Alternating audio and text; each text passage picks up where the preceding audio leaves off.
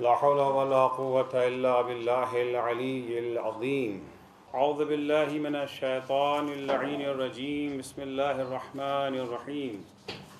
الحمد لله والصلاة والسلام على رسول الله وعلى آل الله لا سيما بقية الله ولعنة الله على أعدائهم أعداء الله من يومنا هذا إلى لقاء الله. أما بعد فقد قال الله يا أيها الذين آمنوا كتب عليكم الصيام كما كتب على الذين من قبلكم لعلكم تتقون. اے صاحبان ایمان، تم پر روزہ اسی طرح سے واجب کیا گیا ہے جس طرح سے تم سے پہلی کی قوموں پر واجب کیا گیا تھا۔ مقصد روزہ تمہیں متقی و پرہیزگار بنا دینا ہے، تمہیں دولت تقوی سے مالا مال کر دینا ہے۔ روزے کا مقصد تقوی کیا ہے؟ تقوی اپنی پسند اور ناپسند پر اللہ کی پسند اور ناپسند کو فوقیت دینا، اپنی پسند اور ناپسند کو نظر انداز کر کے، بھلا کر کے اللہ کی پسند اور ناپسند کے مطابق زندگی بسر کرنا۔ اللہ کی پسند اور ناپسند کا تعلق صرف نماز و روزہ و حج و زکوٰۃ سے نہیں ہے، بلکہ اللہ کی پسند اور ناپسند انسان کی پوری زندگی کے اوپر چھائی ہوئی ہے۔ ہماری زندگی کا کوئی ایسا لمحہ، کوئی ایسا موڑ نہیں ہے جو اللہ کی پسند اور ناپسند سے آزاد ہو۔ ہم جو کام بھی کرتے ہیں، جس حال میں بھی ہیں، یا اللہ کو وہ پسند ہے یا ناپسند۔ اگر پسند ہے وہ کام تو ہمیں وہ کام کرنا ہے، اگر اسے ناپسند ہے تو اس کے قریب بھی نہیں جانا۔ ہمیں چاہے پسند ہو چاہے ہمیں پسند نہ ہو، ایک مومن وہی ہے جو اپنی پسند اور ناپسند کو اللہ کی پسند اور ناپسند کے مطابق ڈھال لے۔ ابتدائی مومن جو ہوتے ہیں، ایمان کے پہلے زینے پہ جو لوگ ہوتے ہیں، ان کا یہ ہوتا ہے کہ ان کو کچھ اور پسند ہے، اللہ کو کچھ اور پسند ہے، لیکن وہ اپنی پسند کو بھلا کر کے اللہ کی پسند کے مطابق عمل کرتے ہیں۔ لیکن جو ایمان کے اعلیٰ درجے پر پہنچ جاتے ہیں، ایمان کی چوٹی پر جو پہنچ جاتے ہیں، اب ان کے ہاں جو اللہ کی پسند ہے وہی ان کی بھی پسند ہے، یعنی ان کی پسند اللہ کی پسند سے الگ ہی نہیں ہے۔ انہیں وہی چیز اچھی لگتی ہے جو اللہ کو اچھی لگتی ہے، دوسری چیز ان کو اچھی ہی نہیں لگتی ہے۔ البتہ یہ ابتدا میں ایسا نہیں ہوتا ہے، مشق کر کے آہستہ آہستہ آہستہ آہستہ انسان اس درجے پر پہنچ جاتا ہے کہ جو خدا کو پسند۔ یہ وہ مرحلہ ہے جب انسان عشق کی منزل پر فائز ہو جاتا ہے، حب کی منزل پر آ جاتا ہے، تو اسے اپنا کچھ رہ ہی نہیں جاتا۔ ہمارا کچھ ہے ہی نہیں، ہم کچھ ہیں ہی نہیں، جو کچھ ہے وہ خدا ہے، اپنے کو فنا کر دیا ذات خدا میں۔ یہ عشق کی خاصیت یہی ہوتی ہے۔ مجنوں کا نام تو سنا ہے نا، لیلا مجنوں کا نام سب جانتے ہیں۔ مجنوں کون تھا؟ لیلا کا عاشق، چاہنے والا۔ مجنوں کے گاؤں میں ایک دفعہ کوئی بہت بڑا فلسفی حکیم آ گیا، اس سے لوگوں نے کہا صاحب ہمارے یہاں ایک بہت پہنچا ہوا عاشق ہے، پائے کا عاشق ہے۔ کہ واقعاً؟ کہا وہ لیلا کا بہت بڑا عاشق ہے۔ کہ جاؤ اس سے کہو کہ لیلا کے نام پر اپنے بدن کا ایک ٹکڑا کاٹ کے دے دو، گوشت کا ٹکڑا دے دو لیلا کے نام پر۔ وہ شخص آیا، ان کا میسج لے کر کے کہا کہ وہ کہہ رہے ہیں کہ لیلا کے نام پر اپنے بدن کا گوشت کا ایک ٹکڑا کاٹ کے دے دو۔ مجنوں نے جھٹ سے چھری اٹھائی، کاٹ کے دے دیا، گوشت لے کے آ گیا۔ کہا دیکھا کتنا بڑا عاشق ہے؟ کہا جھوٹا ہے، یہ عاشق نہیں ہے۔ ارے اب اتنی بڑی قربانی اپنے بدن کا گوشت کا ٹکڑا کاٹ کر کا نہیں، عاشق نہیں ہے۔ کچھ عرصے کے بعد، مہینہ سال بھر کے بعد پھر کہا اچھا جاؤ اب کی جا کر کے اس سے کہو کہ اپنے بدن کا لیلا کے نام پر ایک گوشت کا ٹکڑا کاٹ کے دے دو۔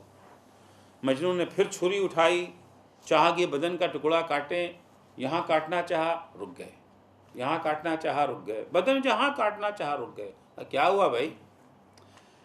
پریشانی میں یہ ہے کہ آپ کہہ رہے ہیں کہ آپ اپنے بدن میں سے لیلا کے نام پر، اپنا تو کچھ ہے ہی نہیں یہاں پر، یہ تو جو کچھ ہے سب لیلا کا ہے،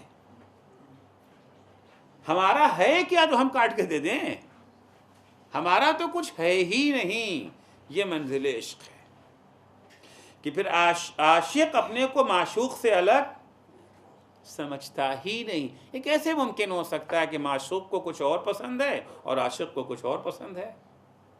ابتدائی عاشق میں تو ہو سکتا ہے، لیکن جب عشق کی منزلوں کو طے کر لیا اس نے، تو تقویٰ یعنی اللہ کی پسند، اللہ کی ناپسند، یہی ہمارے لیے اہم ہے۔ تقویٰ ابتدائی منزل ہے، یہ جو ہے متقین کی منزل ہے، اور جب مسئلہ آئے گا امام المتقین کا تو اس کے لیے خدا یہ کہتے ہوئے نظر آئے گا ما تشاؤون الا ان یشاء اللہ، تم چاہتے ہی وہی ہو جو اللہ چاہتا ہے، اس کے سوا تمہاری کوئی چاہت ہی نہیں ہے۔ عرض کیا کہ تقوی کا تعلق صرف عبادت خالق سے نہیں ہے، اس کا ایک سرا جہاں عبادت خالق سے ملتا ہے، وہیں دوسرا سرا عبادت یہ خدمت مخلوق سے ملتا ہے۔ خدمت مخلوق کے بغیر عبادت خالق بیکار، عبادت خالق کے بغیر خدمت مخلوق بھی بیکار، یاد رکھیے گا۔ انتہا پسندی ہوتی، بعض لوگ کہتے ہیں دیکھیے دین کیا، بعض لوگ کہتے ہیں دین یعنی نماز پڑھنا، یعنی روزہ رکھنا، حتماً پیشانی پر سجدے کا نشان ہونا چاہیے، حتماً فلاں ہونا چاہیے، اور ان کو اس بات کی پرواہ نہیں ہے کہ عوام کس حال میں ہیں، بھوکے مر رہے ہیں، تڑپ رہے ہیں، ان کو اس کا واسطہ نہیں ہے۔ افغانستان میں کیا ہو رہا ہے، عراق میں کیا ہو رہا ہے، فلسطین میں کیا ہو رہا ہے، غزہ میں کتنے بیچارے بے گناہ، انہیں کوئی واسطہ نہیں، وہ اپنے جو ہے مسلح سے اٹھنے کا نام نہیں لیتے، خانقاہ میں بیٹھے ہوئے ہو حق کے نعرے لگا رہے ہیں، انہیں کوئی واسطہ ہی نہیں ہے، صرف دعا کرنا ہے، بس نماز پڑھنا ہے، دعا کرنا ہے۔ کسی سن لیا کہ فلاں یہ جو ہے مصیبت میں، اللہ اس کی مصیبت کو دور کرے، اللہ دور کرے، تمہیں بھی تو کچھ کرنا ہے۔ یہ بھول گئے کہ اسلام میں دعا کہتے کسے ہیں۔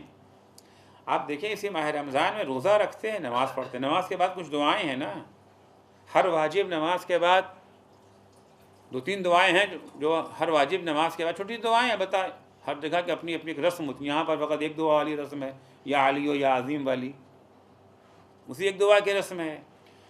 بعض جگہوں پر ہے 2 دعائیں پڑھی جاتی، یا علی و یا عظیم کے بعد اللہم ادخل علی اہل القبور سرور، اللہم اغن کل فقیر، اللہم اشبع کل جائع، اللہم اکس کل عریان، ہے نا، اللہم اقض دین کل مدین، اللہم فرج عن کل مکروب، اللہم فک کل اسیر، ہے نا، یہ سب دعائیں۔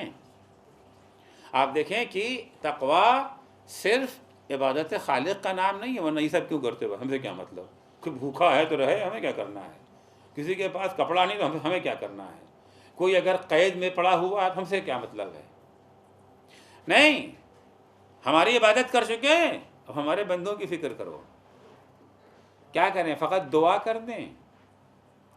اسلام میں دعا کا مفہوم معلوم ہے، اسلام میں دعا عمل کا جانشین نہیں ہے، دعا عمل کی جانشین کہ یا دعا کریں یا عمل نہیں، دعا کرو عمل کے ساتھ۔ جب کہتے ہو اللہم ادخل علی اہل القبور السرور، خدایا قبر میں لوگ گئے ہیں، جانے کیسے عمل لے کر کے گئے ہیں، کس حال میں بسر کر رہے ہوں گے، کس حال میں وہ جو ہے بسر کر رہے ہوں گے۔ قبر کوئی آسان منزل نہیں ہے، قبر کا معاملہ ہمارے شاعروں سے نہ پوچھیے گا، ہمارے شاعروں کے ہیں تو قبر تو کوئی چیز ہے ہی نہیں، منکر آئیں گے، نکیر آئیں گے، ایک فیٹ ان کو ماریں گے، ایک فیٹ ان کو ماریں گے، سب کو چت کر دیں گے، ہمارا کیا بگاڑ لیں گے، جیسے ہی کوئی منکر نکیر آئیں گے سوال کرنے کے لیے، کہیں گے من ربک، ہم کہیں گے نعرہ حیدری یا علی، خود ہی بھاگ جائیں گے۔ سنا ہے نا اشعار میں سنا، کہیں گے کون؟ من ربک، کہیں گے میں ہوں علی کا غلام۔ اچھا علی کا غلام، خدا حافظ، بھاگ گئے۔ اشعار میں آتا ہے نا، یہ قبر نہیں ہے، قبر وہی ہے جس کو چوتھے امام دعائے ابو حمزہ سمالی میں فرماتے ہیں، رو رو کے فرماتے ہیں، اب کی لضیق لحدی، اب کی لظلمت قبری، میں رو رہا ہوں، کس لیے رو رہا ہوں؟ تنگ قبر میں کیسے رہوں گا۔ وہ امام سجاد فرما رہے ہیں، کس کے لیے فرما رہے ہیں؟ وہ تو ظاہر سی بات ہے معصوم ہیں، ان کو کوئی مشکل نہیں ہے، مگر کس کے لیے کہہ رہے ہیں؟ پھر ہمارے آپ کے لیے تو کہا ہے امام نے، یا یوں ہی کہہ رہے ہیں؟ امام کس کی طرف سے رو رہے ہیں؟ ہماری طرف سے یا کافروں کی طرف سے؟ دوستوں کے لیے رو رہے ہیں یا دشمنوں کے لیے رو رہے ہیں؟ کس کے لیے رو رہے ہیں امام؟ اب کے لذیق لحدی، اب کے ظلمت قبر، قبر میں اندھیرا ہوگا۔ قبر کا اندھیرا ہمیں اپنے عمل سے دور کرنا ہے۔ قبر میں اگر گنجائش پیدا کرنا ہے، وسعت پیدا کرنا ہے، اپنے عمل سے پیدا کرنا ہے۔ قبر کی منزل کو پہچانیں۔ اللہم ادخل علی اہل القبور السرور، جانے کیسا عمل لے کر کے گئے ہیں، چلے گئے خدایا بہرحال، اب تو نا خدایا تو انہیں قبر میں خوش کر دے، خوش کر دیں، فقط دعا کریں کافی ہے۔ اچھا آپ دعا کرتے ہیں، اگر خدا نخواستہ بیمار ہو گئے، آپ دعا کرتے ہیں نا اللہ ہمیں شفا دیتے، دعا کرتے ہیں کہ نہیں کرتے ہیں؟ وہاں فقط دعا کرتے ہیں یا کچھ اور بھی کرتے ہیں؟ ڈاکٹر کے پاس جاتے ہیں نہیں جاتے ہیں؟ اس کا مطلب ہے کہ تنہا دعا کافی نہیں ہے، دعا بھی کریں گے اور شفا کے لیے علاج بھی کریں گے۔ اللہم ادخل علی اہل القبور السرور، اللہ جو قبر میں چلے گئے ہیں، جانے کیسا عمل لے کے گئے ہیں، خدایا انہیں خوش کر دے۔ خدا سے اگر دعا کرتے ہیں انہیں خوش کرنے کا، تو انہیں خوش کرنے کا کام بھی تو کر دیں۔ ان کی اگر نمازیں چھوٹی ہیں تو نمازیں پڑھ دیں یا پڑھوا دیں، اگر ان کے روزے چھوٹے ہیں روزے رکھ لیں یا رکھوا لیں، اگر ان پر حج واجب تھا حج نہیں کیا ہے چلے گئے ہیں ان کی طرف سے حج کروا دیں، اگر ان کے اوپر خمس و زکوٰۃ واجب تھا ادا نہیں کیا ہے ان کے بچوں سے کہیں نکالو ان کی طرف سے خمس، اگر وہ نہیں نکالتے آپ خود ہی نکلوا دیجئے۔ فقط اپنی فکر نہ کیجئے، نہیں میرا معاملہ تو صاف ہے، میری کوئی نماز نہیں چھوٹی ہے، میرا کوئی روزہ نہیں چھوٹا ہے۔ نہیں ٹھیک ہے آپ کا نہیں چھوٹا، مگر آپ کو دوسروں کا بھی تو خیال رکھنا ہے نا، آپ صرف اکیلے نہیں ہیں۔ اللہم ادخل علی اہل القبور السرور، لوگ پڑھتے ہیں اور لوگ آمین، ایک پڑھتا بقیہ کیا کہتے ہیں آمین، سوچتے ہو گئی ڈیوٹی ہماری، نہیں ڈیوٹی نہیں ہو گئی۔ دعا کا یہ معنی ہی نہیں ہے، دعا ہمیشہ عمل کے ہمراہ ہے، بغیر عمل کے دعا ہوتی ہی نہیں ہے۔ الداعی بلا عمل کرامی بلا وتر، بغیر عمل کے دعا کرنے والا ویسے ہی ہے جو کمان کو کھینچتا ہے مگر کمان میں تیر ہے ہی نہیں، کھینچے جا رہے ہیں، کھینچے ہے کیا اس کے اندر تیر ہے، تیر ہو تب تو اس میں سے نکلے گا۔ اسی طریقے سے اگر بغیر عمل کے دعا کی جاتی ہے، اللہم اغن کل فقیر، اللہ ہر محتاج کو بے نیاز بنا دے، فقط کافی۔ اللہ سے دعا کریں کہ بے نیاز بنا دے اور خود اسے بے نیاز بنانے کے لیے کوشش کریں۔ اگر اس کے پاس جاب نہیں اسے جاب دلانے کی کوشش کریں۔ کاروبار کرتا تھا، بزنس کرتا تھا، فی الحال اس کے پاس یہ جو پیسے کی کمی ہوگی، شارٹیج ہے، اس کی کمی کو دور کریں۔ البتہ یہ جو ہے معقول بنیادوں پر، نامعقول باتیں نہیں کہہ رہا ہوں، معقول بنیادوں پر اسے کسی طریقے سے بھی ایگریمنٹ کر کے معاہدہ کر کے اس کو گرنے سے بچا لیں، گرنے نہ دیں۔ اگر ہم دعا کریں اللہم اکفِ کل عریان، خدایا ہر ننگے کو کپڑا دے دے، کیا مطلب ہے؟ جنت سے کپڑا نازل ہوگا اس کے لیے؟ کہاں سے کپڑا یہ آئے گا؟ اللہ کیسے پہنائے گا کپڑا؟ اللہم اکفِ کل عریان، اللہ ہر ننگے کو کپڑا پہنا دے، یعنی خدا ہم تجھ سے دعا کر رہے ہیں اور ہم خود بھی کوشش کر رہے ہیں، جو ہمارے بس میں ہے، جو ہمارے جیب میں ہے، اپنے جیب سے خرچ کر کے اس کے لیے کپڑے کا اہتمام کر رہے ہیں۔ پھر اللہ سے دعا کیوں کر رہے ہیں؟ خود ہی کر رہیں گے، اسے مانگنے کی کیا ضرورت ہے؟ نہیں، دعا بھی کرو عمل بھی کرو، کیونکہ توفیق دینا تو اسی کا کام ہے۔ توفیق دینا تو اسی کا کام ہے. صرف یہ سوچ لے گا اکیلے ہم کافی، ہمیں اللہ کی ضرورت نہیں ہے، نہیں، یہ بھی ناممکن ہے. کتنے ہی ایسے افراد ہیں، دولت بھی موجود ہے، کرنا بھی چاہتے ہیں مگر نہیں کر پاتے، نہیں کر پاتے. کیوں؟ توفیق نہیں ہے، کوئی نہ کوئی مشکل آ ہی جاتی ہے. اللہ سے دعا کرتے ہیں تاکہ وہ ہمیں توفیق دے.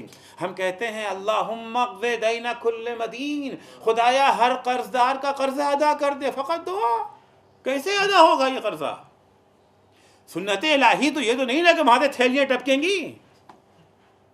تھیلیاں ٹپکنا تو سنت الہی نہیں نا، ہم ہی آپ میں سے کوئی اٹھے گا نہیں. ہم دعا کرتے ہیں کہ اللہ ان کے دل میں ڈال دے کہ یہ ادا کر دیں، اور ہم دوسرے کی توفیق کی دعا کر رہے ہیں اور اپنی توفیق کی دعا نہیں کر رہے ہیں. یہ ماہ رمضان میں ہے نا، ہر واجب نماز کے بعد تو دعا اسلام میں جانشین عمل نہیں. بہت سارے دعا کرتے یا اللہ اب ہمیں زمانہ کو ظہور ہو جائے، اب زمانہ کو جلدی بھیج دے. تم نے تو کیا تیاری کی ہے؟ تم وہ اسباب تو فراہم کرو تاکہ وہ آئیں. کب وہ آئیں گے؟ پوچھو گئے کیوں تھے؟ کیوں گئے تھے؟ جب تک جانے کا سبب دور نہیں ہوگا وہ آئیں گے ہی نہیں. سیدھی سی بات ہے. کیوں گئے تھے؟ امام پردہ غیب میں کیوں گئے؟ کبھی سوچا اس بات کے اوپر؟ پردہ غیب میں اس لیے گئے کہ ساتھ دینے والے نہیں تھے. پردہ غیب میں اس لیے گئے کہ انہیں قبول کرنے والے نہیں تھے. 11 کا انجام تو یہ جو ہے دیکھ چکے تھے نا. 12ویں کو اللہ نے رکھ لیا پردہ غیب میں. جب تم قبول ہی نہیں کرنا چاہتے ہو، تم لائق ہی نہیں ہو، تم لائق بنو تب وہ آئیں گے. دعا کرتے ہو اللہم عجل فی فرج مولانا صاحب الزمان، یا صاحب الزمان یا ابن الحسن العسکری عجل علی ظہورک. مولا آ جائیے، مولا آ جائیے. ارے پوچھو مولا گئے کیوں تھے تمہیں چھوڑ کر کے؟ مولا آئیے، دنیا سے ظلم و ستم کا خاتمہ کر دیجئے. مولا کریں گے، ہمیں کچھ نہیں کرنا ہے. وہی مینٹلٹی جو یہودیوں کی تھی. یہودیوں نے کیا کہا تھا موسیٰ سے؟ اذهب انت وربک، جاؤ تم تمہارا پروردگار لڑو بھیڑو. جب لڑ بھیڑ کر کے میدان صاف ہو جائے نا تو ہم کو بلا لینا. ہم یہاں آرام سے بیٹھے ہوئے ہیں، لڑنا بھیڑنا تمہارا کام. لڑ بھیڑ لیا، میدان صاف، دشمن ختم، اب ہمیں بلاؤ اور ہم چین کی زندگی بسر کریں گے. قرآن نے یہودیوں پہ اعتراض کیا نا اس بات کے اوپر.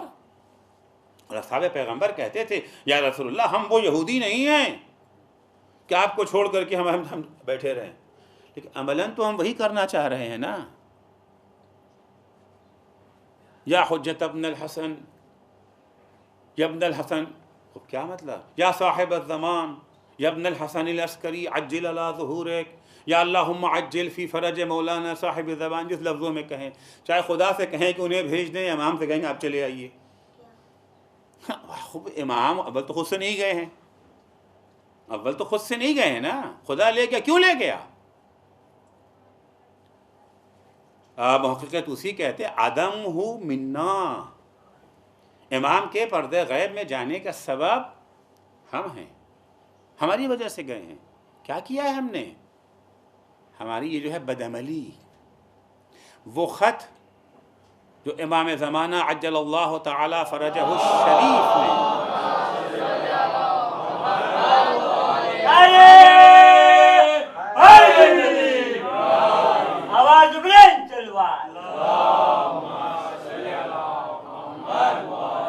شیخ مفید علیہ الرحمہ کو لکھا ہے، توقیع امام، خط امام کا جو ہے، کیا لکھا ہے اس میں؟ ہم کب آئیں گے، ہمارا ظہور کیسے ہوگا؟ اس میں یہ جو ہے بیان کیا ہے نا، وَلَوْ أَنَّ أَشْيَاعَنَا وَفَّقَهُمُ اللَّهُ تَعَالَى عَلَى طَاعَتِهِ. اگر ہمارے شیعہ جنہیں اللہ اپنی اطاعت کی توفیق عنایت فرمائے، عَلَى اجتماعہم، اگر یہ ہمارے سارے شیعہ جو ہیں اکٹھا ہو جاتے اس عہد و پیمان پر جو انہوں نے اپنے امام سے کیا ہے، اس پہ قائم ہو جاتے، مل جل کر کے قائم ہو جاتے. ہم نے کیا عہد کیا اپنے امام سے؟ یاد ہے کسی کو؟ ہم نے امام سے کوئی وعدہ کیا ہے؟ ہم نے امام سے کوئی عہد کیا ہے؟ کیا ہے عہد یاد ہے؟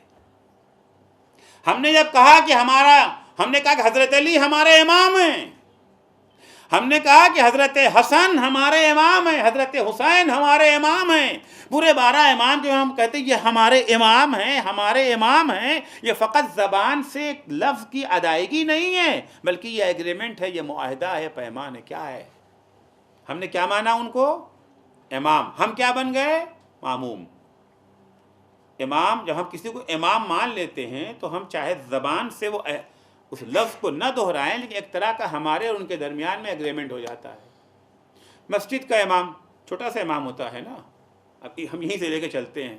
مسجد کے امام نے کہا یہ امام، یعنی کیا مطلب؟ نماز پڑھتا ہوں اس امام کے پیچھے، یعنی کیا مطلب؟ جیسے ہی وہ جائیں گے رکوع میں ہم بھی چلے جائیں گے، جب وہ سجدے میں جائیں گے ہم بھی جائیں گے۔ کبھی ایسا ہو سکتا ہے کہ وہ جائیں رکوع میں ہم جائیں سجدے میں؟ ہے ممکن؟ ہم نے اگر کسی کو امام مان لیا یعنی ہم ان کا اتباع کریں گے، ان کے نقش قدم پر چلیں گے، ان کی پیروی جیسے جیسے وہ کریں۔ ارے بھیا 2 رکعت کے امام کا تو اتنا بڑا مقام ہے، 2 رکعت کے امام کی اتنی اہمیت ہے کہ جو اس کا ایکشن وہ ہمارا ایکشن۔ تو جو کل کا امام ہے، آپ سوچیں تو، جس کو ہم نے کل کا امام مانا ہے، اس امام میں اس امام میں کوئی جو نسبت ہی نہیں ہے، اصلا قابل قیاس نہیں ہے۔ جب اس امام کی ہم اتنی اتباع کرتے ہیں تو اس امام کی ہمیں کتنی اتباع کرنی چاہیے۔ جب ہم یہ کہتے ہیں کہ وہ ہمارا امام ہے تو امام اور ماموم کا رشتہ معلوم ہے کیا ہوتا ہے۔ اس رشتے کو مولا کائنات نے اس خط میں بیان کیا ہے جو عثمان بن حنیف کے نام لکھا تھا۔ عثمان بن حنیف مولا کے گورنر تھے۔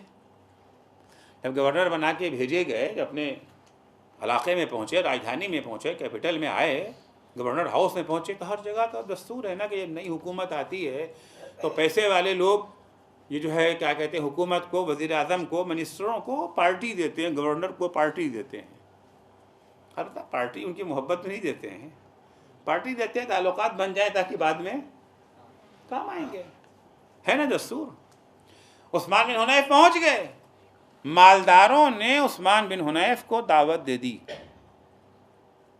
اب ظاہر سی بات ہے ایسی پارٹیوں میں غریبوں کو جو ہے پوچھا جاتا ہے، پھٹک بھی نہیں سکتے ہیں، گارڈ کھڑے رہتے ہیں چاروں طرف، دور سے ہی دیکھیں گے تو کوئی پھٹیجر چلا آ رہا ہے تو فوراً اس کو دھکے مار کے نکال دیں گے، حتیٰ چاہے وہ کوئی بہت سی یہ جو ہے بڑا ہی آدمی کیوں نہ ہو، اگر کپڑا اس کا پھٹیجر والا ہے تو وقت نہیں ہے، ورنہ میں 2 قصے آپ کو سناتا۔ سارے بڑے بڑے لوگ وہاں بلائے گئے ہیں، عثمان بن حنیف کی دعوت ہوئی، عثمان بن حنیف نے دعوت قبول کر لی۔ مولا علی کو خبر ہو گئی۔ مولا علی ان حاکموں میں سے نہیں تھے جو اپنے کارندوں کی خبر نہ رکھیں، ایک ایک پر نگاہ رکھتے تھے، خبر ہو گئی۔ آپ دیکھیں کیسا سسٹم بنایا تھا مولا علی نے اس زمانے میں، نہ فیکس ہے، نہ انٹرنیٹ ہے، نہ ای میل ہے، کچھ نہیں ہے، کیسے افراد وہاں رکھے تھے، فوراً خبر آتی تھی۔ سسٹم اتنا مضبوط بنایا تھا حکومت کا مولا علی نے۔ مولا کو خبر مل گئی کہ ہمارا گورنر اس دعوت میں گیا ہے جہاں صرف مالداروں کو بلایا گیا ہے، غریبوں کو اس دعوت سے دور رکھا گیا ہے۔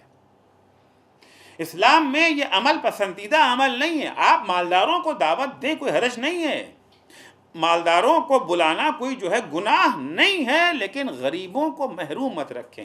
اس دعوت میں جانا جائز نہیں ہے جہاں صرف مالداروں کو بلایا گیا ہو، غریبوں کو جہاں دور رکھا گیا ہو۔ غریب بھی انسان ہے، مالدار بھی، آپ دونوں کو بلائیے، کوئی حرج نہیں ہے۔ مولا نے فقط فوراً خط لکھا، ما کنت ظننت ان تجیب بدعوت قوم اغنیاؤہم مدعو وفقراؤہم مدفوع۔ عثمان بن حنیف، مجھے تم سے یہ امید نہیں تھی کہ تم ان لوگوں کی دعوت میں جاؤ گے جہاں صرف مالداروں کو جو ہے دعوت دی گئی تھی، بلایا گیا تھا، اور غریبوں کو محروم رکھا گیا تھا۔ ہمیں تم سے یہ امید نہیں تھی کہ تم ان لوگوں کی دعوت میں جاؤ گے۔ میں تمہارا امام ہوں، تم مجھے اپنا امام کہتے ہو نا، تم ماموم ہو، تمہیں ہماری سیرت پہ چلنا چاہیے۔ اس لیے کہ الا وَإِنَّا لِكُلِّ مَعْمُومٍ إِمَامٌ يَقْتَدِي بِهِ وَيَسْتَضِيءُ بِنُورِ عِلْمِهِ۔ ایک معموم اور امام کا رشتہ کیا ہے امام بیان کرتے ہیں۔ اگر ہم علی کو اپنا امام مانتے ہیں، اگر ہم حسن کو اپنا امام مانتے ہیں، اگر بقیہ ائمہ کو اپنا امام اگر ہم مانتے ہیں، تو رشتہ سنیے، ہماری ڈیوٹی ان کے سلسلے میں کیا ہے، ہمارا اور ان کا رشتہ کیا ہے۔ ہمارا ان کا رشتہ فقط قصیدہ پڑھنا نہیں ہے، فقط نعرے لگا دینا نہیں ہے ہمارا ان کا رشتہ، فضائل کا سن لینا، فضائل کا بیان کر دینا ہمارا ان کا رشتہ نہیں ہے۔ رشتہ کیا ہے؟ امام فرماتے، امام بیان کریں گے ہمارا تمہارا رشتہ کیا ہے۔ الا وان لکل معموم امام یقتدی بہ ویستضیء بنور علم، آگاہ ہو جاؤ، ہر معموم کا اپنے امام سے رشتہ یہ ہوتا ہے کہ معموم امام کے نقش قدم پر چلتا ہے، جدھر وہ جاتا ہے ادھر ہی یہ جاتا ہے، جیسا اس کا عمل ویسے ہی اس کا عمل ہونا چاہیے، جس چیز کو وہ پسند کرتا ہے اسی چیز کو اسے پسند کرنا چاہیے، جس چیز کو وہ ناپسند کرتا ہے اسی چیز کو اسے ناپسند کرنا چاہیے، اس کا لائف اسٹائل وہی ہونا چاہیے جو امام کا لائف اسٹائل ہے۔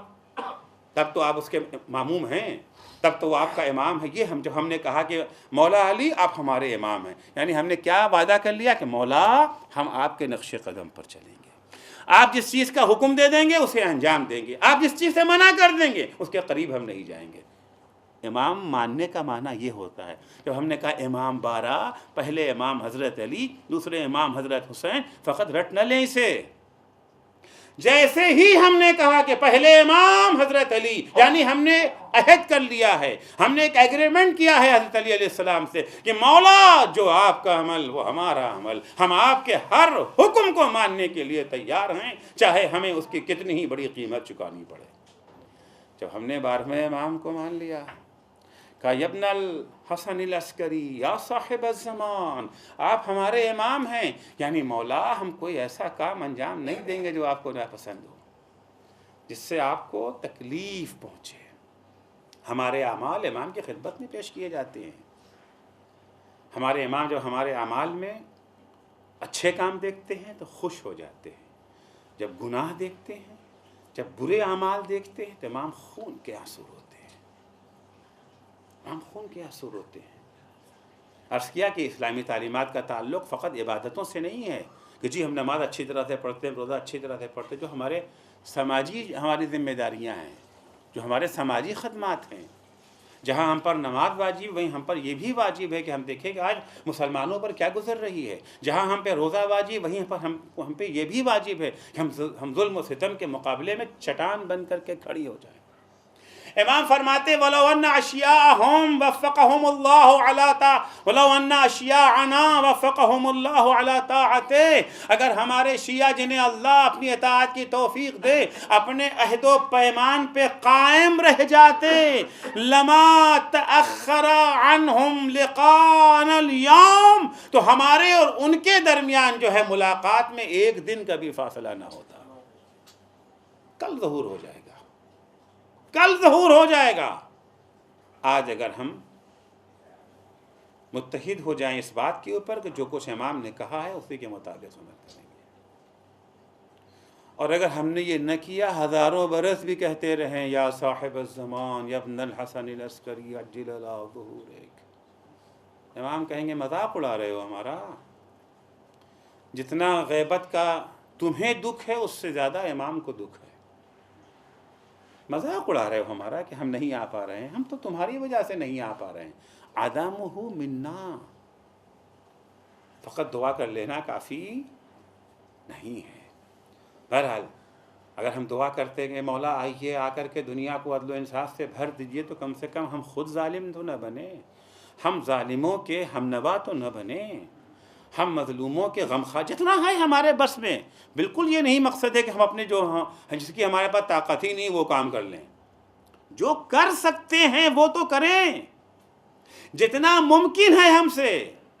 لا یکلف اللہ نفسا الا وسعها، اللہ ہر شخص کو اتنی ہی ذمہ داری دیتا ہے جتنا اس کے لیے ممکن ہے، اس سے زیادہ کبھی بھی خدا کسی کو ذمہ داری نہیں دیتا۔ تو جہاں عبادت خالق ہے وہیں خدمت مخلوق ہیں، بندگان خدا سے غافل نہیں ہو سکتے. ہم سے کیا مطلب، وہ جائیں ان کا کام جانے، زیادہ سے زیادہ ہم دعا کر دیں گے. نہیں، دعا کا مطلب کیا ہے؟ دعا کے ساتھ ساتھ عمل بھی کرنا ہے، خصوصاً شیعوں کے لیے. شیعوں کے لیے خاص طور سے ہم نے کوئی معمولی اسلام تھوڑی قبول کیا ہے، ہم نے تو محمدی اسلام قبول کیا ہے نا. ہم نے اسلام ایرو غیروں سے نہیں لیا ہے، ہم نے اسلام علی سے لیا ہے، حسن سے لیا ہے، حسین سے لیا ہے. ہم نے اسلام فاطمہ زہرا سے لیا ہے.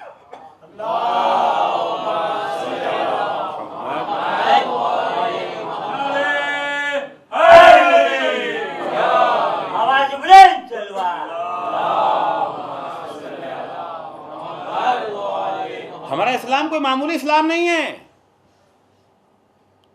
جن کے رتبے ہیں سوا، ان کو سوا مشکل ہے. جب ہمارا اسلام بلند ہے تو ہماری ذمہ داریاں بھی دوسروں کے مقابلے میں زیادہ ہوں گی. ہم نے اگر علوی اور محمدی اسلام کو قبول کیا ہے، ہم عمل کے میدان میں دوسروں سے پیچھے نہیں ہوں گے، ہم عمل کے میدان میں دوسروں سے 10 قدم آگے ہوں گے. کیا پہچان ہے شیعت کی؟ شیعوں کا دعویٰ کر دینا تو آسان ہے نا. شیعہ بہت بڑا لفظ ہے، معلوم ہے.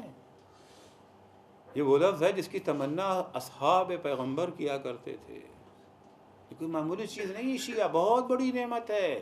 ہم شیعہ گھر میں پیدا ہو گئے ہیں نا، ہمیں تو قدر ہی نہیں ہے. جیسے مچھلی کو، سمندر میں رہنے والے مچھلی کو پانی کی قیمت ہی نہیں معلوم کہ پانی کیا چیز ہے. لیکن جب مچھلی کو دریا سے نکال کر کے خشکی پر پھینک دیتے ہیں نا، اب تڑپ تڑپ کے اچھل اچھل کے چلاتی ہے کہ پانی کتنا قیمتی ہے، کتنا قیمتی ہے. ہم تو قسمت سے شیعہ گھر میں پیدا ہو گئے. ہم نے کبھی سمجھا شیعت کی قیمت کیا ہے؟ سن لیجئے کہ شیعہ کتنا اہم ہوتا ہے. شیعہ کی قیمت کیا ہے؟ شیعہ کی قیمت کیا ہے؟ قیامت کا دن تو سنا ہے نا. قیامت کا دن کون سا دن ہے؟ حساب کا دن ہے. حساب لیا جائے، پوری زندگی کا حساب. سال بھر کا حساب دینا مشکل ہو جاتا ہے. شجاعی کی حساب کا نام ہی سن کر کے پسینہ آ جاتا ہے بھائی.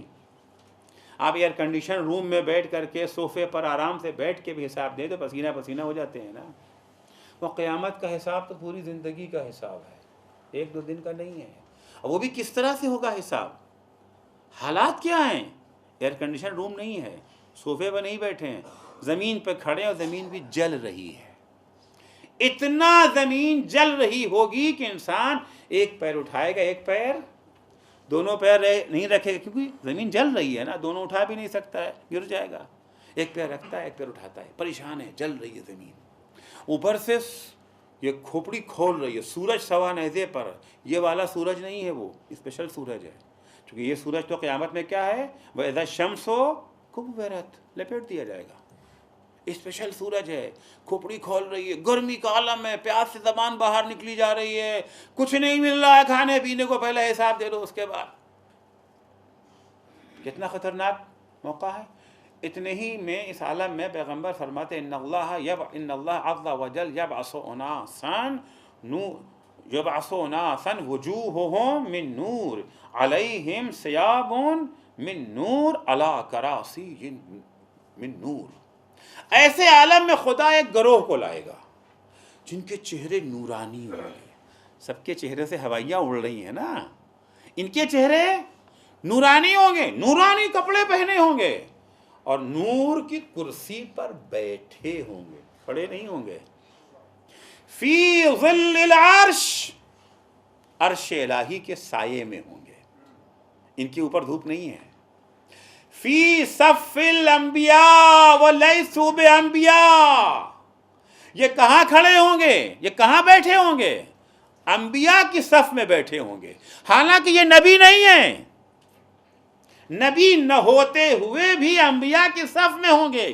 فی صف الشہداء ولیسوا بشہداء، یہ شہداء کی صف میں بیٹھے ہوں گے، حالانکہ یہ شہید نہیں ہے. یہ سن کے سب کی خواہش ہے نا کہ ہمارا شمار بھی اسی میں ہو. بھائی بچ جائیں گے، گرم زمین پہ کھڑے نہیں ہونا پڑے گا، گرمی نہیں لگے گی. عرش خدا کے سائے میں کرسی پر بیٹھے، نورانی کپڑے، نورانی چہرہ، انبیاء کے صف میں ہیں، شہداء کے صف میں ہیں، نجات میں وہاں کوئی شک ہی نہیں ہے، وہ تو شہداء کہاں جائیں گے؟ بلا حساب جانے والوں میں ہے نا۔ اب سب کی خواہش تو یہی ہے نا کہ ہمارا شمار بھی انہی لوگوں میں سے ہو۔ ہم کیا ہیں؟ اصحاب پیغمبر کو شوق ہو گیا۔ قال رجل منہم انا یا رسول اللہ، یہ سننے کے بعد ایک صاحب نے فرمایا، اب ظاہر سے ان صاحب کا نام میں کیوں لوں، ایک صاحب نے فرمایا اللہ کے رسول کیا ان میں سے میں بھی ہوں؟ پیغمبر نے کہا لا، تم نہیں ہو، تم نہیں ہو۔ یہ کون لوگ ہیں؟ یہ وہ لوگ ہیں جنہوں نے کبھی نہیں کہا تھا میں۔ اگر بہت سے مقامات آئے تھے نا، پیغمبر نے کہا تھا جب امر ابن عبدود آیا تھا، کون ہے جس کتے کے مقابلے میں جائے؟ کسی نے کہا تھا میں ہے؟ نہیں کہا تھا نا۔ بہت سا موقع آتا تھا پیغمبر جو ہے مسجد میں کوئی مانگنے والا آ گیا، پیغمبر کہتے کون ہے جس کا پیٹ بھرے؟ کسی نے کہا میں؟ ہاں ایک ہی تھا جو ہمیشہ میں کہتا تھا، انا یا رسول اللہ، مگر وہ خاموش بیٹھا، وہ آج انا نہیں کہتا کہ میں اس میں سے ہوں یا رسول اللہ۔ جنہوں نے کبھی میں نہیں کہا تھا وہ آج کہہ رہے ہیں انا منہم یا رسول اللہ، اے اللہ کے رسول کیا میں انہی لوگوں میں سے ہوں؟ پیغمبر نے کہا لا، تم نہیں۔ پھر دوسرے صاحب بولے اے اللہ کے رسول میں ان میں سے ہوں؟ پیغمبر نے کہا لا، تم بھی نہیں۔ تیسرے صاحب بولے تو پھر میں ہوں؟ کہا تم بھی نہیں۔ کہا یا اللہ کے رسول جب یہ نہیں پھر کون ہے؟ قربان جاؤ ان کی ہمت کے بھی کہ اپنے سوا کسی کو کچھ سمجھتے بھی نہیں تھے۔ بھئی نہ یہ نہ سب کچھ تو ہم ہی لوگ ہیں نا، سارے جاگیر تو ہماری ہی ہے، ہر جگہ پر کیا دھرا کچھ نہیں ہے مگر ملنا تو ہم ہی کو ہے، نہ یہ نہ وہ، پھر کون ہے اللہ کے رسول؟ اب روایت سنیے، فوضع یدہ علی رأس علی، اس وقت پیغمبر نے اپنا ہاتھ علی کے سر پہ رکھا اور رکھ کے کہا ھذا وشیعتہ، وہ گروہ جانتے ہیں کون ہو؟ یہ علی اور اس کے شیعہ ہیں۔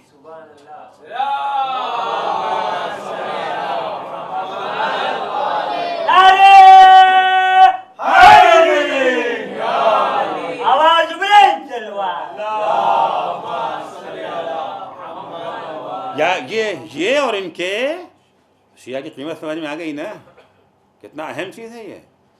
سب کے دل میں شوق آ گیا، ہم تو خوش ہوئے کہ ہم تو شیعہ ہیں ہی۔ ہماری عادت ہے کہ پہلے میں مال کی اہمیت سمجھا دیتا ہوں، اس کے بعد اس کی قیمت بتاتا ہوں۔ مال تو یہ ہے، شیعت کوئی معمولی مال، یہ مال ہے، اب اس کی قیمت کیا چکانی ہے؟ کون جائے گا اس گروپ میں؟ شیعہ کون بن سکتا ہے؟ شیعہ کون بن سکتا ہے؟ یہ جو ہے جس نے لگا دیا نعرہ وہ شیعہ ہو گیا، جس نے قصیدہ پڑھ دیا۔ ہمارے ہندوستان میں تو ہندو بھی قصیدہ پڑھتے ہیں، سنی بھی قصیدہ پڑھتے ہیں، پڑھتے کہ نہیں پڑھتے ہیں؟ مجلس و ماتم ہندو بھی کرتے ہیں، سنی بھی کرتے ہیں۔ اب سارے سنی تو ایک طرح کے نہیں، سب جو ہیں وہ تکفیری تو نہیں نا، تکفیری تو بہت تھوڑے سے ہیں، مٹھی بھر ہیں، بقیہ تو کرتے ہیں، وہ بھی کرتے ہیں۔ پھر شیعہ کون ہے؟ شیعت کی پہچان چھٹے امام جعفر صادق علیہ السلام۔ موضوع ذہن میں رہے کہ تقویٰ صرف عبادت خالق نہیں ہے، خدمت مخلوق بھی ہے۔ شیعہ کون ہے؟ بہت ساری شیعت کی پہچان میں ایک میں بیان کر دوں۔ چھٹے امام فرماتے امتحنوا شیعتنا، اگر کوئی شخص آ کر کے کہے کہ ہم شیعہ ہیں، یا خود اپنے کو پرکھنا ہے کہ پرکھنے کہ ہم شیعہ ہیں یا نہیں، دوسروں کو کبھی نہ پرکھیے گا۔ یہ جو میں دینے جا رہا ہوں نا، یہ وہ تھرما میٹر ہے جو اپنے منہ میں ڈالیے گا، اپنا ٹمپریچر دیکھیے گا، ایمان کا ٹمپریچر کتنا ہے، دوسرے کی دیکھنے کی کوشش۔ آخر ہم لوگوں کی مشکل یہ ہے نا، ہم وہ بیمار ہیں کہ ہمیں اپنی بیماری کی فکر ہی نہیں ہے، تھرمامیٹر لیے ہوئے کبھی ان کے منہ میں کبھی ان کے منہ میں، تم شیعہ نہیں ہو، تم نہیں، تم شیعہ نہیں ہو، تم شیعہ نہیں ہو، دوسروں کا ہے، اپنی فکر نہیں ہے۔ یہ جو میں پہچان بیان کرنے جا رہا ہوں، یہ اس لیے نہیں کہ آپ دوسروں کو ناپیں، اپنے کو ناپیں، ہم اپنے کو، آپ اپنے کو، ہم خود فیصلہ کریں اپنے بارے میں کہ ہم شیعہ ہیں یا نہیں۔ اگر الحمدللہ یہ علامتیں ہمارے درمیان پائی جا رہی ہیں، اللہ کا شکر ادا کریں، اور نہیں ہیں تو حاصل کرنے کی کوشش کریں۔ امتحنوا شیعتنا عند مواقیت الصلاة کیف محافظتهم علیہا۔ ہمارے شیعوں کو اگر پرکھنا ہے کہ ہم شیعہ ہیں یا نہیں، تو جب نماز کا وقت آتا ہے اس وقت دیکھو ان کے اندر ہلچل پائی جاتی ہے یا نہیں، ان کے اندر بے چینی پائی جاتی ہے یا نہیں، کس طرح سے وہ نماز کی حفاظت کرتے ہیں۔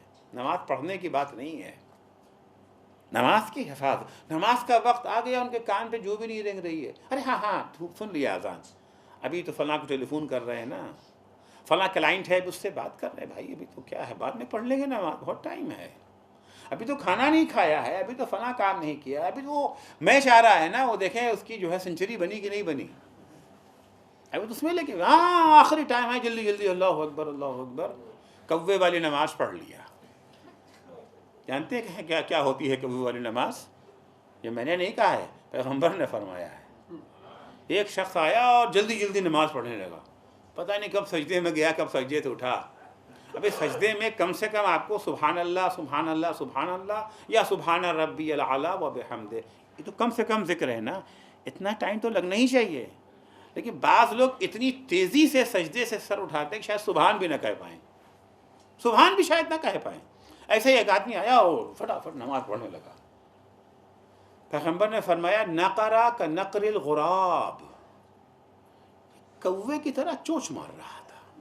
دیکھا ہے نا کوا دانا چگتا تو کیا کرتا ہے، کتنی تیزی سے اٹھاتا ہے، فٹافٹ فٹافٹ، چونچ لگی نہیں زمین میں، اٹھی دانا اٹھا، کتنا فاسٹ ہوتا ہے۔ پیغمبر نے کہا نقرا کا نقر الغراب، تو کوے کی طرح چونچ مارا۔ تو بعض لوگ کوے والی نماز پڑھتے ہیں، پڑھ لیں گے نماز۔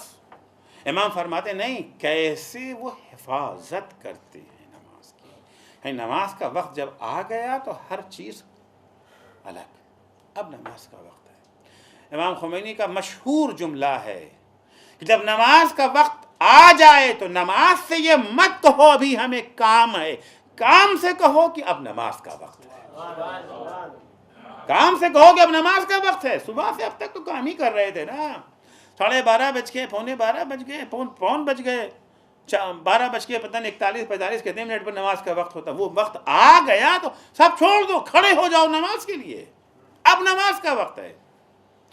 عید اللہ خامنئی ابھی زندہ ہیں، ان کے لوگ جاتے ہیں ملاقات کے لیے، ظاہر سے بات ہے بہت ہی یہ جو ہے مصروف شخصیت ہے نا، لیکن جہاں نماز کا وقت آتا ہے چہرے کا رنگ بدل جاتا ہے، اب کچھ نہیں، سب بند، سب ختم، فلاں منسٹر صاحب، فلاں پریسیڈنٹ، کوئی صاحب بھی ہوں، نماز کے ٹائم پر کچھ بھی نہیں۔ اول وقت نماز، کیا اہمیت ہے اول وقت نماز کی؟ پیغمبر اسلام صلی اللہ علیہ وسلم حدیث ہے جسے امام خمینی نے اپنی کتاب آداب الصلاۃ میں نقل کیا ہے، بہت مارکی کی کتاب ہے امام خمینی کی آداب الصلاۃ، شاید اردو میں بھی اس کا ٹرانسلیشن، شاید کہ یقیناً ہو چکا ہے اس کا ٹرانسلیشن، انگلش میں بھی شاید ہو گیا ہو، اردو میں تو ہو چکا ہے، دیکھیے گا اس کو کبھی۔ فرماتے ہیں جب انسان اول وقت نماز پڑھتا ہے تو نماز کہاں جاتی ہے؟ اللہ کے پاس۔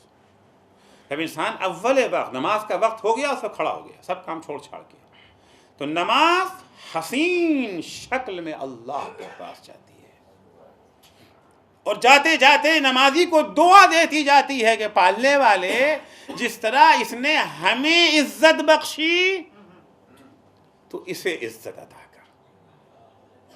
اور انسان اگر نماز لیٹ پڑھتا ہے، 1 گھنٹہ بعد، 2 گھنٹہ بعد، 5 گھنٹہ بعد، بالکل آخر میں، تو نماز جائے گی تو خدا کے پاس، لیکن بدصورت شکل میں خدا کے پاس جاتی ہے، اور جاتے جاتے اس نمازی کو بد دعا دیتی جاتی ہے، پالنے والے جس طرح اس نے مجھے ذلیل کیا ہے تو اسے ذلیل کر، تو اسے ذلیل۔ ممکن ہے آپ کہیں کہ اس میں عزت و ذلت کی کیا بات ہے بھائی، اول وقت پڑھے یا آخر، نماز پڑھی کہ نہیں پڑھی، اتنے ہی سجدے ہیں، اتنے ہی رکوع ہے، وہی ذکر ہے، جو کچھ کیا ہے اول وقت وہی سب کیا ہے آخر. فرق صرف کس بات کا؟ اول و آخر کا ہے. اس میں کیا فرق پڑتا ہے؟ فرق پڑتا ہے. مثال دوں آپ کو. فرض کیجئے کہ آپ کے یہاں دعوت ہے, کچھ یہ جو ہے وی آئی پیز کو بھی آپ نے بلایا ہے, کچھ عام لوگوں کو بھی آپ نے بلایا ہے. اچھا, جب کھانا لگتا ہے تو آپ پہلے کسے بلاتے ہیں؟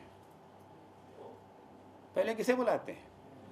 یہاں اتنے لوگ بیٹھے ہوئے ہیں, اگر فرض کیجیے ابھی یہاں پر جو ہے کچھ تقسیم ہو, کوئی بچہ لے کے آیا مگر بچہ کو مولانا کی قیمت نہیں معلوم ہے, کوئی لے کے چلا گیا ادھر, آپ ہاں جناب کو دو پہلے نا.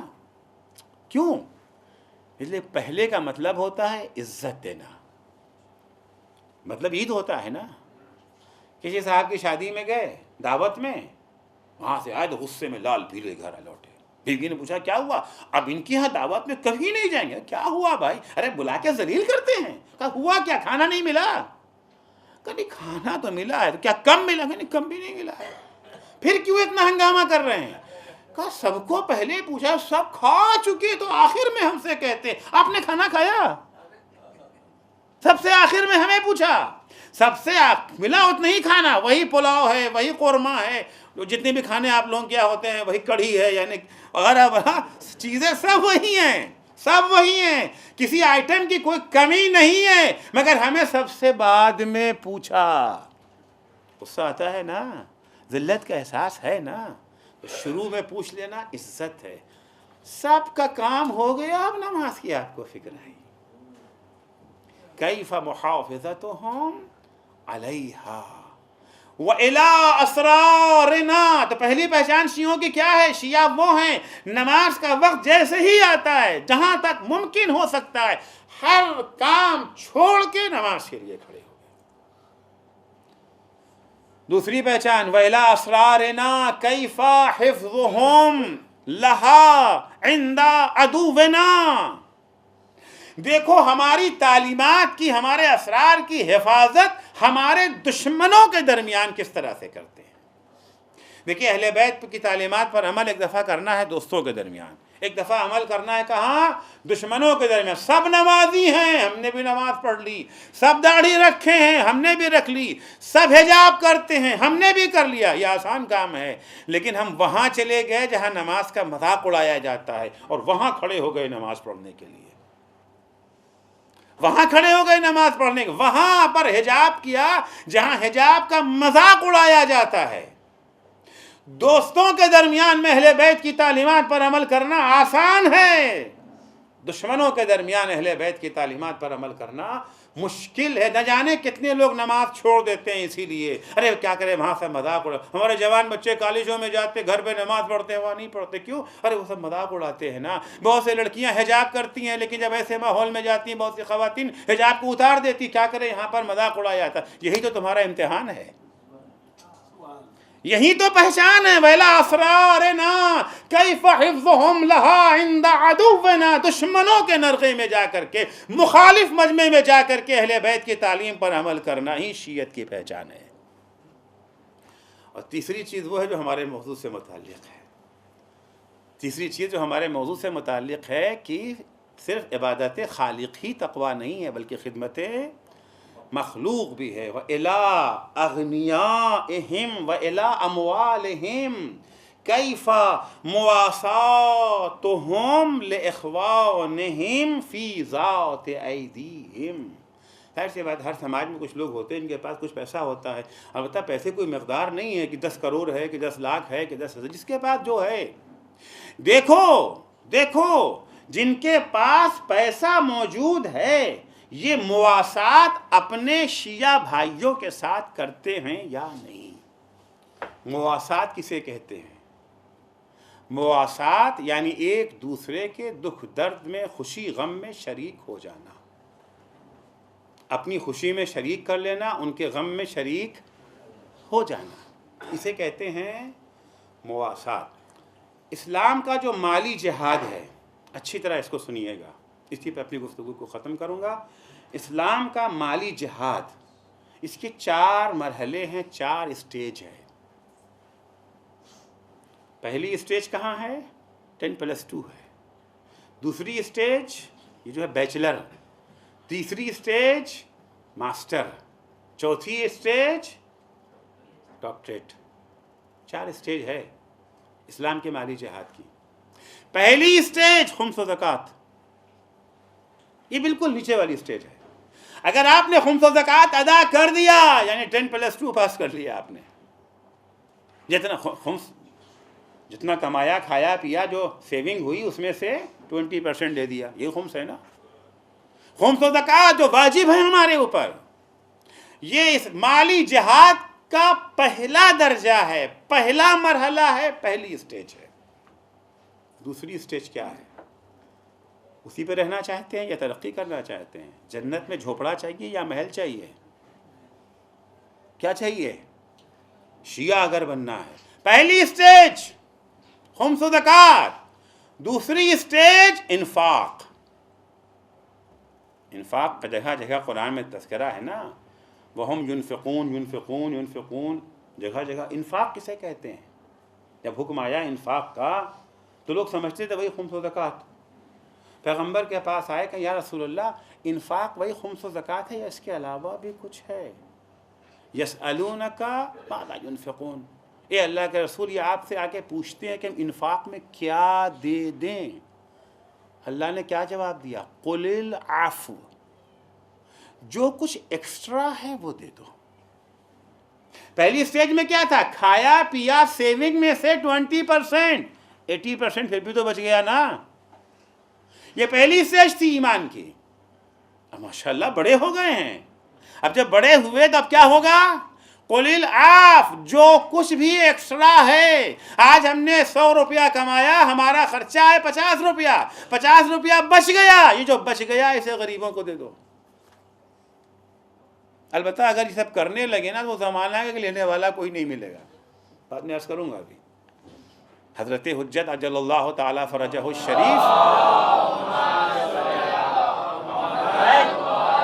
یہ دور کی پہچان یہی ہے نا کہ اپنے کاندھوں پر لوگ لیے خمس و زکوٰۃ و خیرات و انفاق لیے گھومیں گے، کوئی لینے والا نہیں ملے گا. کیونکہ اتنا مل گیا کہ اب کوئی سب کے سب ماشاءاللہ سب اپنے پیروں پہ کھڑے ہو گئے. تو دوسری اسٹیج کیا ہے؟ انفاق. تیسری اسٹیج جو شیعت کی پہچان ہے وہ ہے مواسات. انفاق میں کیا تھا؟ انفاق میں یہ تھا کہ ہمارے پاس 2 روٹی، ہمارا پیٹ بھرتا ہے 1 روٹی میں، ہمارا بھائی غریب ہے 1 روٹی کو رکھا نہیں، ہم نے 1 روٹی اسے دے دیا، ہمارا بھی پیٹ بھر گیا، اس کا بھی پیٹ بھر گیا. مواسات کیا ہے؟ جس کو امام کہہ رہے شیعت کی پہچان. دیکھو یہ مواسات کرتے ہیں یا نہیں. اگر مواسات کرتے ہیں تو شیعہ ہیں، ورنہ شیعہ نہیں ہیں. مواسات کیا ہے؟ ہمارے پاس 1 روٹی ہے، ہم بھی بھوکے ہیں، ہمارا برادر مومن بھی بھوکا ہے، اب کیا کریں؟ ایکسٹرا کچھ نہیں ہے ہمارے پاس، 1 ہی ہے. کہتے بھائی جاؤ آگے بڑھو، ہمارا تو بس اس میں نہیں، روٹی کو آدھی کر دو. آدھی روٹی تم کھا لو، آدھی روٹی اپنے برادر مومن کو دے دو. اپنے کھانے میں اسے شریک کر لو، اس کی بھوک میں تم شریک ہو جاؤ. یہ ہے مواسات. اور یہ مالی جہاد کا آخری درجہ ایثار ہے، جس پر تو اہل بیت ہی نظر آتے ہیں. ایثار کسے کہتے ہیں؟ ایثار، 1 روٹی ہمارے پاس ہے، ہم بھی بھوکے، ہمارا بھائی بھی بھوکا. مواسات ہے کہ آدھی آدھی کر لیں. ایثار ہے کہ بھیا تم کھا لو، ہم بھوکے رہ جائیں گے، تم کھا لو. اس درجے پر اہل بیت نظر آتے ہیں. وَيُؤْثِرُونَ عَلَىٰ أَنفُسِهِمْ وَلَوْ كَانَ بِهِمْ خَصَاصَةٌ. ایسے بھی بندے ہیں قرآن کہتا ہے جو دوسروں کو اپنے اوپر مقدم رکھتے ہیں حالانکہ خود انہیں اس کی ضرورت ہے. آیت کا شان نزول کیا ہے میں عرض کر کے اپنی تقریر کو ختم کرتا ہوں. شان نزول کیا ہے آیت کا سن لیجیے، چونکہ یہ جو ہے ولادت کے ایام ہے نا، عید کا موقع ہے. ایک پردیسی آتا ہے مدینے میں، حضور کی مسجد میں آتا ہے. آنے کے بعد کہتا ہے، کھڑا ہو گیا، یا رسول اللہ میں پردیسی ہوں، بھوکا، کھانے کو نہیں ہے. پوری مسجد کا ایک دفعہ پیغمبر نے جائزہ لیا، پوچھا کون ہے جو اس کا پیٹ بھرے. اب میں نے عرض کیا نا کہ کون کا جواب تو ملتا نہیں تھا. کون ہے جو اس کا پیٹ بھرے؟ ایک ہی آواز اٹھی، انا یا رسول اللہ، مولا کی آواز، انا یا رسول اللہ۔ رات کا وقت ہے، مولا کائنات کے حوالے کیا، پیغمبر لے جاؤ گھر سے۔ مولا لے کے چلے۔ کس گھر میں جا رہے ہیں؟ یہ وہ گھر ہے جہاں فریزر نہیں ہے، جس گھر میں فریزر نہیں رکھا کہ 1 مہینے کا اسٹاک وہاں جمع ہے، ڈمپ کیا ہوا ہے۔ یہ وہ گھر ہے جہاں اکثر فاقے ہوتے رہتے ہیں۔ مولا لے کے چلے، یہیں پر عظمت فاطمہ زہرا سلام اللہ علیہا، کتنا اعتماد اور بھروسہ ہے علی کو اپنی زوجہ پر۔ رات کے وقت خبر کی دیے بغیر اچانک مہمان لے کے چلے آ رہے ہیں۔ آج کوئی ایسا کر کے دیکھے کیا ہوتا ہے؟ نہیں، بھروسہ ہے۔ اگر علی ایثار کے درجے پر فائز ہیں تو فاطمہ علی سے پیچھے نہیں ہیں۔ علی جانتے ہیں کہ فاطمہ کو قطعاً اعتراض نہیں ہوگا۔ لے کر کے آئے، گھر میں آئے، معصومہ سے فرمایا کہ فاطمہ مہمان لایا ہوں، کیا ہے گھر میں؟ جناب معصومہ ایک کاسا لائیں، تھوڑا سا کھانا تھا، اتنا کھانا تھا کہ ایک آدمی کھا سکتا تھا۔ معصومہ نے کہا کہ ابھی حسن و حسین نے بھی کھانا نہیں کھایا ہے، میں نے بھی نہیں کھایا ہے، آپ تو ابھی چلے آ رہے ہیں، ساتھ میں مہمان بھی ہے، ایسا کیجئے کہ ہم بچوں کو بہلا پھسلا کے سلا دیں گے، بھوکا سلا دیں گے، میں بھی نہیں کھاؤں گی، آپ جائیے مہمان کے ساتھ بیٹھ کے کھانا کھا لیجئے۔ ایثار، مولا نے دیکھا کہ کھانا اتنا ہے کہ ایک ہی آدمی کا پیٹ بھر سکتا، اگر میں بھی بیٹھ گیا تو اس کا پیٹ بھرے گا نہیں۔ اچھا، تو اب ایک راستہ یہ ہے کہ دسترخوان لگا کہ اس سے کہیں بھائی تم کھاؤ، خود نہ کھائیں، لیکن اگر خود نہ کھائیں تو اس کو احساس تو ہوگا نا، یہ تو ہمارے ساتھ ہی چلے آ رہے ہیں، میری وجہ سے میرا میزبان بھوکا رہ گیا، اس کا یہ والا پیٹ تو بھر جائے گا جسم والا، مگر روح والا پیٹ ایک تڑپ رہے گی، اس کو ایک کسک رہے گی، ہماری وجہ سے ہمارا میزبان بھوکا رہ گیا۔ مولا چاہتے اس کا دونوں پیٹ بھر جائے، یہ والا پیٹ بھی بھر جائے اور روح کا پیٹ بھی، اس کو شرمندگی کا احساس بھی نہ ہونے پائے۔ حکمت عملی سے مولا نے کام لیا۔ دسترخوان جب لگ رہا تھا، مولا نے بہانے سے چراغ بجھا دیا، لے جا کر کے جناب فاطمہ کو دے دیا کہ فاطمہ اس وقت تک چراغ جلا کے مت دینا جب تک کھانا ختم نہ ہو جائے۔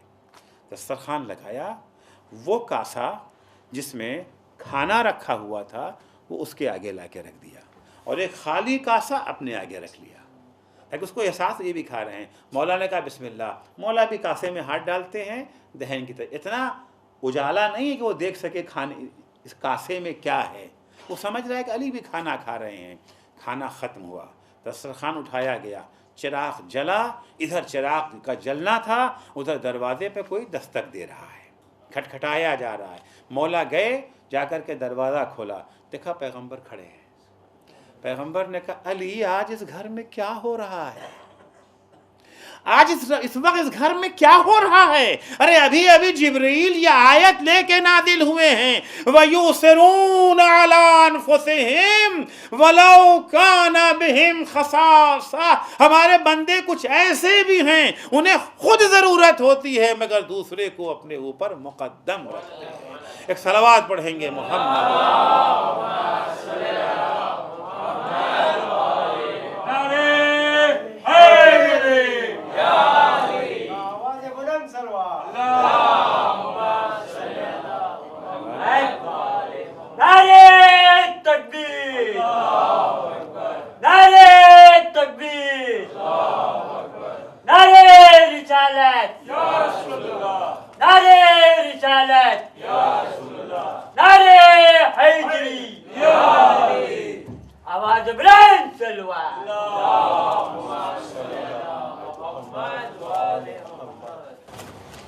بسم اللہ الرحمن الرحیم۔ آگا کچھ سوالات پیپر پہ لکھ کر آئے یہاں سے۔ السلام علیکم، اس میں لکھا ہے You said if someone did ghibat or hurt us in any way, we will get the benefit in Qiyamah. Then is there any sense of forgiving all of them in this world for the sake of Allah. ترجمہ آگاہ کر دیتا ہوں لوگوں کے لیے بھی آگاہ انشاءاللہ مفید ہوگا. اگر آپ نے کہا کہ اگر کسی نے ہماری غیبت کی یا کسی طرح سے ہم کو ہرٹ کیا ہے تو ان کو اس کی جزا یا سزا قیامت کے دن ملے گی. تو کیا فائدہ اگر ہم ان کو سب کو معاف کر دیں جو ہم کو کبھی ہرٹ کر سکتے ہیں؟ کیا ہم کو ایسا کرنا چاہیے؟ کیونکہ ہمیں یہ بھی نہیں معلوم ہے کہ کیا ایسا کرنے والے ہیں وہ ہمارے ساتھ، یا اس طرح سے انہوں نے ختم کیا سوال کو. جی شاید جہاں تک میں سوال سمجھاؤں، سوال ان کا یہ ہے کہ اگر کسی نے ہماری غیبت کیا ہے تو دو حال ہے، یا ہم ان کو معاف کریں یا معاف نہ کریں. اگر ہم معاف نہ کریں گے تو ہمیں وہ سب ملے گا، وہاں پر ان کا جتنا ان کا عمل ہے وہ سب ہمیں مل جائے گا. اور اگر ہم معاف کر دیں گے تو پھر تو ہمیں کچھ نہ ملا. شاید یہ کہنا چاہ رہے ہیں نا. تو اس کا مطلب ہے کہ معاف نہ کریں. نہیں، معاف کر دینے کی صورت میں خدا ان کے میں سے نہیں نکالے گا، اب اپنے میں سے دے گا. تو ان کے میں سے کتنا ملے گا بھائی؟ اگر یہ کہا جائے کہ ٹھیک ہے آپ کو انہوں نے پریشان کیا، ان کے جیب میں جو کچھ ہے وہ آپ کا، اور ایک دفعہ یہ نہیں، وہ غنی کہتا ہے میں اپنے خزانے میں سے دوں گا، تو ان کے جیب میں کتنا نکلے گا؟ ان کے جیب میں کتنا نکلے گا؟ جتنا وہ غنی اپنے خزانے سے عطا کر دے گا. وہ غنی کہتا ہے کہ تم دوسروں کو معاف کرو، ہم تمہیں معاف کر دیں گے. وَاعْفُوا وَاصْفَحُوا أَلَا تُحِبُّونَ أَن يَغْفِرَ اللَّهُ لَكُمْ. تم دوسروں کو معاف کرو، ان کی غلطیوں کو جو ہے نظر انداز کر دو. انہوں نے غیبت کیا تھا، تم نے انہیں معاف کر دیا، تمہارے بہت سارے گناہ ہیں وہ ہم تمہیں معاف کر دیں گے. اگر وہی نہیں، ہم تمہیں الگ سے اپنے خزانے سے اور بھی دیں گے. ان کا عمل لے کے کیا کریں گے؟ ان کے عمل میں کیا ملے گا بھائی؟ ہماری نماز لے کے کیا؟ ہماری نماز کیا چھٹاک کی ہے ہی؟ ہماری نماز ہے کون سی؟ جو ہم نے حج کیا ہے، ہمارے حج میں ہے کتنا ہی مال. لیکن خود جب ہم نے ان کو معاف کر دیا، خدا نے کہا اب ہم تمہیں دیتے ہیں، ہم تمہیں دیتے ہیں. ایک فقیر کی تھیلی اگر آپ نے لوٹا دی اس امید پر کہ غنی اپنے خزانے سے دے گا، تو اس سے بڑی اور فضیلت کیا ہو سکتی ہے؟ لہذا اسلام میں معاف کر دینا ہی بہتر ہے، وہاں بدلہ لینے کی توقع نہ رکھیں. البتہ اسے غیبت کرنے والے کو سوچنا چاہیے اگر نہ معاف کیا تو کیا ہوگا. میں نہ معاف یہ نہیں کہ ہاں اب تو لوگ معافی کر دیں گے، زیادہ ہم کچھ بھی کرتے پھریں. نہیں، پتہ نہیں وہ معاف کریں کہ معاف. بہت سارے لوگ ہوتے ہیں کہتے ہیں بھیا نہیں، ہمیں نقد لینا ہے، ادھار پہ بھروسہ نہیں ہے، جتنا تمہارا والا ہے وہ لے لیں گے، ہمیں اللہ کے خزانے سے نہیں لینا ہے. جی آگا ایک سوال ایسا ہے، آپ نے اول وقت نماز کی اہمیت بتائی، کیا اذان کی وجہ سے اول وقت ترک ہو سکتا ہے؟ کئی بار اذان کو 8-9 منٹ لگ جاتے ہیں، کیا اس کی اصلاح کرنی چاہیے؟ اولا دیکھیے، اذان اسی نماز کا حصہ ہے. جیسے ہی اذان شروع ہوئی وہ نماز کا عمل. اگر ہم آ گئے ہیں، ہم بیٹھے ہوئے نہیں، ہم آئے ہی نہیں، ہم لیٹے ہوئے ہیں کہ جب وہ لا الہ الا اللہ پہ پہنچے گا تب ہم آئیں گے. بکنے تو اس کو ابھی تو نہیں، یہ نہیں، آپ آ گئے بیٹھ گئے. اب جتنی دیر وہ چل رہی ہے اذان، وہ نماز کا میٹر ڈاؤن ہو چکا ہے، میٹر چل رہا ہے آپ کا. تو 8 منٹ 9 منٹ 10 منٹ جو بھی لگتا ہے اس کو آپ یہ تو خیر 8-9 منٹ نہیں لگتا ہے، 3-4 منٹ کی اذان ہوتی ہے. ہاں 9 منٹ کی نہیں ہوتی ہے، ڈبل کر دیا انہوں نے. بہرحال دیکھیے، اولا تو ہر چیز میں ایک اعتدال کی ضرورت ہے. اذان کا مقصد یہ ہے کہ دوسروں تک آواز پہنچ جائے گا. اپنے اللہ اکبر اللہ اکبر اشہد ان لا الہ الا اللہ، اذان کا مقصد فوت ہو گیا نا جو اذان کی جاتی ہے اس طرح کی. خیر چند منٹ تو لگیں گے اس کے اندر، اسے تاخیر نہیں کہتے. تو نماز کا عمل شروع ہو گیا اگر آپ آ گئے. ہاں اگر آپ آئے ہی نہیں ہیں تو خواہ اذان کو کیوں بدنام کرتے ہیں. جی آگا یہ سوال بہت لمبا ہے، آخری سوال ہوگا. آگا یہ تھوڑا سا ٹاپک سے ہٹ کے بھی ہے، لیکن کیونکہ انہوں نے بہت محنت کی لکھنے کی تو میں سوال کر ہی دیتا ہوں. انہوں نے لکھا ہے کئی لوگ آج کل ایرانی بلیاں پرشین کیٹس اپنے گھر میں رکھتے ہیں. کیا اپنے گھر میں ایسی بلیاں پال سکتے ہیں؟ ایسے بھی بمبئی جیسے شہر میں بلیاں کر آدمی رکھنے کی بھی جگہ نہیں ہے، اور وہ بلیاں گھر میں گھومتی رہتی ہے سارا دن. اس کے بعد آگے انہوں نے پوچھا ہے کیا شریعت کے حساب سے یہ صحیح ہے؟ پھر آگے انہوں نے لکھا ہے ہمارے لوگ مومنین جو ہے یہ بلیاں خرید کے بہت مہنگے میں خریدتے ہیں. جب ان کو کہتے ہیں تو یہ لوگ بولتے ہیں نجس نہیں ہے یہ جانور. اس کے علاوہ انہوں نے آگے لکھا ہے کہ ان بلیوں کے خرچے بہت زیادہ ہوتے ہیں، کھانے کے، ان کی دوائی وغیرہ بہت مہنگی ہوتی ہے. تو کس طرح سے ان لوگوں کو سمجھایا جائے؟ پہلے تو انہوں نے پوچھا ہے کہ شریعت اس کو الاؤ کرتی ہے، اس کے بعد یہ پوچھا ہے کہ کس طرح سے سمجھایا جائے لوگوں کو تاکہ وہ لوگ مطلب ان جانوروں پہ اتنا خرچہ کرتے ہیں اس سے اچھا کسی اور جگہ پہ، اچھی جگہ پہ خرچہ کریں. جی، جہاں تک سوال کا پہلا حصہ ہے کیا بلی پالنا جائز؟ ہاں، منع نہیں کیا، حرام نہیں ہے بلی کا پالنا. خصوصاً آیت اللہ سستانی کے فتوے کے مطابق اگر بلی کا کوئی بال اور لباس میں ہے، بقیہ فقہا کہتے ہیں آپ کی نماز باطل ہو جائے گی. بلی کا بھی کوئی بال آپ کے لباس میں نماز پڑھ رہے ہیں، آیت اللہ سستانی کے فتوے کے مطابق وہ نماز باطل نہیں ہے. تو بظاہر بلی کو رکھنے میں کچھ نہیں ہے، لیکن ہاں ایک مسئلہ آتا ہے، ایک چیز جو اسلام میں حرام ہے وہ ہے اسراف. اسراف کسے کہتے ہیں؟ ہر وہ خرچ جس کا کوئی معقول فائدہ نہ ہو. ہر وہ خرچ جس کا کوئی معقول فائدہ نہ ہو اسے کہا جاتا ہے اسراف. بلی کے پالنے میں معقول فائدہ کون سا ہے؟ ٹھیک ہے بھائی، بلی بھی اللہ کی مخلوق ہے، بیچاری بھوکی ہے، ٹھیک ہے بھوکی ہے، کیا کھانا رکھ دیجیے. لیکن اس کو پالنا، پھر اس کو اپنے بستر پہ سلانا، اس کو کھولنا. بلی کی جگہ جنگل ہے، بلی کی جگہ گھر نہیں ہے. بلی کی اصل خدمت کیا ہے کہ جہاں کے لیے ہے وہاں اسے، ہاں آ گئی آپ کیا بھوکی ہے، بھوکی بلی کے آگے آپ کھانا رکھ دیں، کوئی گناہ کی بات نہیں، بلکہ بہتر ہی ہے، ثواب ہے. رحم کیا آپ نے، ترحم کیا اس کے اوپر. لیکن وہ جو سارا آج کل چلتا ہے وہ بلی پر رحم نہیں کیا جاتا ہے، وہ اپنے اوپر رحم کیا جاتا ہے. کمپٹیشن ہوتا ہے، مقابلہ ہوتا ہے، تمہاری بلی ایسی، ہماری بلی ایسی، تمہارے بلی کی آنکھیں کیسی ہیں، ہمارے بلی کی کیسی آنکھیں ہیں. تو ظاہر سی بات ہے یہ سارے اخراجات جو ہوتے ہیں، اخراجات بھی اسراف ہے. اپنا وقت، پیسے کا بھی اسراف ہے، وقت کا بھی اسراف ہے. اس وقت کو آپ کسی اچھے کام میں صرف کر سکتے تھے، اسی طرح اس پیسے کو بھی کسی اچھے کام میں آپ صرف کر سکتے تھے. ایک طرف بلی کے بچے کے کپڑے کے اوپر آپ پیسہ خرچہ کر رہے ہیں، دوسری طرف سے انسان کا بچہ جو ہے وہ یہ جو ہے ننگا گھوم رہا ہے. بلی کے بچے کے اوپر جس کی غذا ایک معمولی سی چیز ہے، اس کے بجائے اس کے اندر آپ پستہ بادام ڈال کے کھلا رہے ہیں، شاید اس کا پیٹ بھی خراب ہو جائے، کیونکہ اللہ نے اس کا معدہ ان چیزوں کے لیے بنایا بھی نہیں ہے. دوسری طرف انسان کے بچے جو ہے بھوکے مر رہے ہیں. یہ کون سی عقل کی چیز ہے؟ نہ اس کو عقل اجازت دیتی ہے، نہ اس چیز کی شریعت اجازت دیتی ہے، اگر آپ اسراف کے نقطہ نظر سے دیکھیں. خدا بند عالم سے دعا ہے کہ خدا ہم سب کو اسلامی تعلیمات کو سمجھنے اور اس پر عمل کرنے کی توفیق عنایت فرمائے. خدا بند عالم ہمیں توفیق دے شیعت کی تینوں پہچان اور تینوں علامتیں جو امام نے بیان کی ہیں وہ ہمارے اندر پائی جائیں، تاکہ ہم قیامت کے دن جب اٹھائے جائیں تو ہمیں یہ فخر حاصل ہو کہ ہم علی کے شیعوں میں شمار ہیں. بار الہ امام زمانہ کے ظہور میں تعجیل فرما، ہمیں توفیق عنایت فرما کہ امام کے ظہور کے لیے زمین ہموار کر سکیں. اللہم عجل فی فرج مولانا صاحب الزمان واجعلنا من عوانہ و انصارہ.